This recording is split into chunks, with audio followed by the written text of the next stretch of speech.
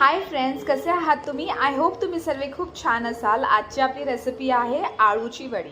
आता आळूची वडी म्हणजे आळूच्या पानांची वडी। ह्याला हिंदीमध्ये अरबी के पत्ते म्हणतात आणि इंग्लिशमध्ये ह्याला टॅरो लीव्स म्हणतात। आता ही पानं आपण छान अशी धुवून घेतलेली आहेत, आता धुवून ठेवलेली आहेत आपण, आणि आता आपल्याला मसाला बनवायचा आहे। याच्यासाठी या मसाल्यामध्ये आपण घेणार आहोत थोडंसं सुकं खोबरं, कोथिंबीर, मिरची, त्याच्यानंतर आपल्याला ॲड करायचं आहे याच्यामध्ये हळद, जिरं आणि लसूण। हा मसाला आपल्याला छान असं वाटून घ्यायचा आहे।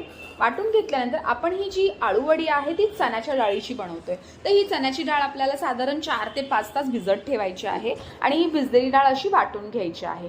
तो मसाला जो आपण बनवला तो आणि ही डाळ आपल्याला एकत्र करायची, मिक्स। आता ही पानं जी होती ना ती जरा मोठीच होती आमच्याकडे, मग आम्ही काय केलं, ती मधून कट करून घेतली आणि त्याला पाठच्या बाजूला हे मिश्रण लावून घेतलं। आता आळूची आळूची जी पानं आहेत ना खूप हेल्दी असतात।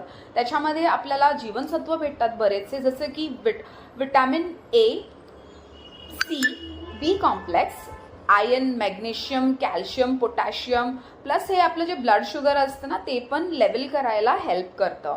आणि आता हे जे आपलं मिश्रण जे आपण लावतोय ना ते आपल्याला छान असं सगळीकडे इव्हनली स्प्रेड करून घ्यायचं आहे। आणि दुसरी जी बाजू जे पान कट केलेलं होतं ना ते त्याच्यावर लावून आपल्याला हे छान असा रोल बनवून घ्यायचा आहे।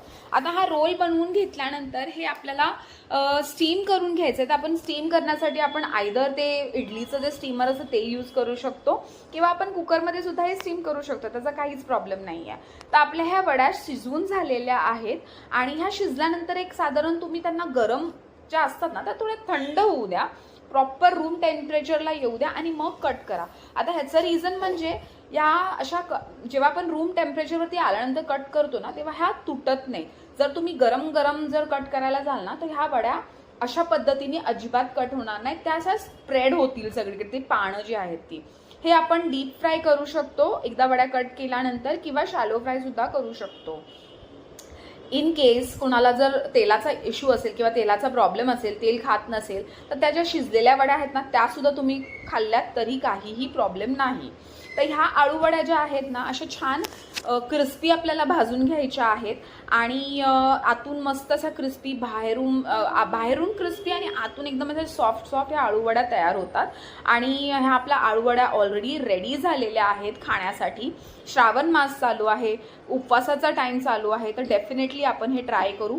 तुम्ही ह्या डाळीच्या वड्या डेफिनेटली तुमच्या घरी ट्राय करा आणि मला नक्की सांगा कशा लागल्या आणि कशा वाटल्या तुम्हाला ह्या खाताना। अजून एक इम्पॉर्टंट इन्फॉर्मेशन म्हणजे ह्याच्यामध्ये चिंच घालायला विसरू नका। थँक्यू।